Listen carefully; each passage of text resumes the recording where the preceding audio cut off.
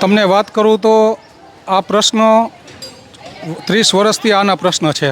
પ્રાથમિક સુવિધાના નામે નગરપાલિકામાંથી મહાનગરપાલિકા થઈ ત્યારે જોવા જઈએ તો એક સુખનો એક આશા હતી કે હવે આમાંથી કંઈક છૂટો થશે, પણ એમાં પણ કારગરી નીવડી છે. રોબોટના નામે લાખો રૂપિયાના ખર્ચા કરીને તાઇફા કરી બતાવ્યા છે.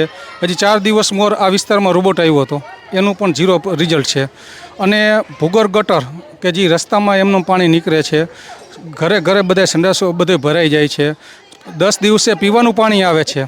સ્ટ્રીટ લાઇટની સુવિધાની તો વાત કરું તો આ છેલ્લા 3 વર્ષથી આ સ્ટ્રીટ લાઇટ નગરપાલિકાની શું લાઇટ હોય ને એ આ વિસ્તારને ખબર નથી. પ્રાથમિક સુવિધાના નામે આ વિસ્તાર 0 છે. અને છતાં પણ આ વિસ્તાર ભાજપનો ગઢ છે. જ્યારે જોઈ ત્યારે ધરાઈને મત આપ્યા છે.